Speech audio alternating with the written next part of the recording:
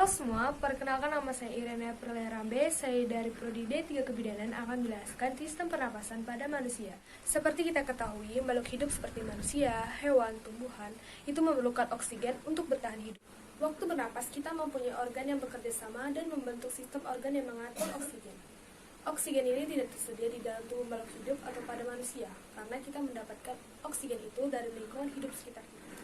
Jadi apa sih sebenarnya pernapasan itu? Pernapasan itu adalah kegiatan menghirup atau memasukkan oksigen dari lingkungan hidup dan mengeluarkan karbon dioksida melalui alat pernapasan kita. Oke, selanjutnya kita akan mempelajari tentang organ-organ pada pernapasan manusia. Jadi sebelum saya lebih lanjut menyampaikan materi, saya akan memperlihatkan gambar sistem pernapasan pada manusia. Jadi organ pernapasan pada manusia itu yang pertama itu adalah rongga hidung, di mana udara pertama kali masuk adalah melewati hidung, lalu ke faring, lalu ke laring, akan menuju ke trakea, lalu bronkus kiri dan kanan. Lalu dari bronkus ada bronkiolus, di mana bronkiolus ini adalah percabangan dari bronkus. Dan di sini ada terdapat alveolus, di mana alveolus ini adalah udara berakhir.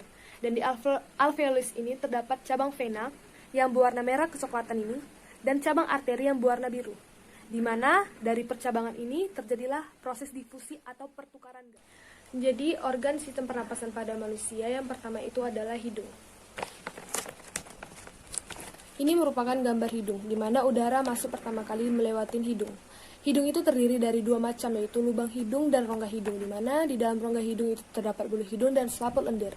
Bulu hidung itu berfungsi menyaring udara agar kotoran tidak masuk, sedangkan selaput lendir mengatur suhu agar kelembapan udara sesuai dengan tubuh. Jadi fungsi hidung itu tersendiri adalah sebagai jalan napas, pengatur udara, kelembapan udara, dan lain sebagainya. Di mana setelah hidung ada tenggorokan, di mana tenggorokan ini adalah saluran yang dilewati udara dari hidung menuju ke paru-paru. Lalu di dalam tenggorokan itu ada yang namanya faring. Biasanya kita sebut itu adalah tekak. Jadi ini merupakan gambar dari faring, di mana faring itu merupakan persimpangan antara jalan pernapasan dan jalan makanan. Jadi fungsi faring itu tersendiri adalah menyeimbangkan tekanan udara dan tempat rasangan bersin. Jadi ini merupakan gambar dari faring. Lalu dari faring tadi udara akan lanjut menuju ke laring, di mana laring di sini sebagai penghubung antara faring dan trakea karena dia tepat berada di tengah-tengah mereka. Dan di laring ini juga terdapat katup atau yang bisa disebut dengan epiglotis, di mana yang menghindari masuknya makanan mekanisme ke sistem pernapasan. Lalu udara akan lanjut menuju ke trakea, di mana trakea ini adalah saluran seperti pipa yang tersusun atas tulang rawan berbentuk cincin. Biasanya trakea ini bisa kita sebut dengan batang tenggorokan, di mana pada tenggorokan ini terdapat bulu getar halus yang berfungsi sebagai penolakan benda asing selain gas.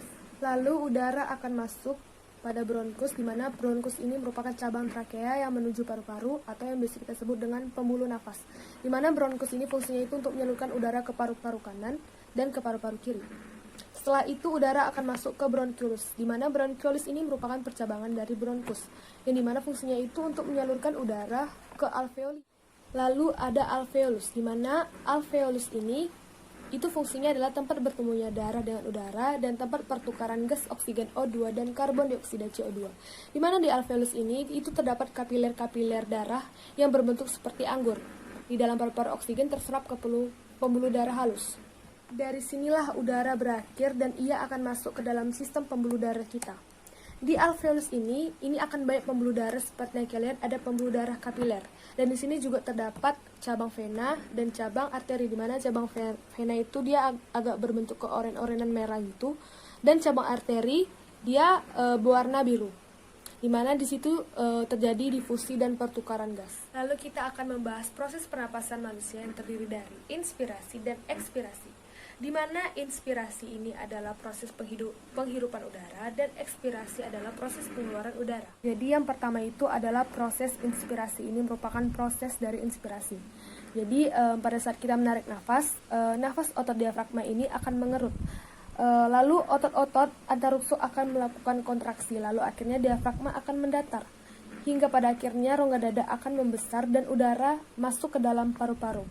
Jadi ini adalah proses dari inspirasi. Sedangkan proses dari ekspirasi, pada saat kita menghembuskan nafas otot, diafragma akan mengendur. Lalu otot-otot antarukso akan melakukan relaksasi. Lalu akibatnya rongga dada akan mengecil dan paru-paru akan mengempis sehingga karbon dioksida dalam paru-paru terdorong keluar. Dari sinilah itu akan terjadi proses ekspirasi. Demikianlah penjelasan yang bisa saya sampaikan tentang sistem pernapasan manusia ini. Apabila ada kata-kata yang salah, mohon dimaafkan. Terima kasih.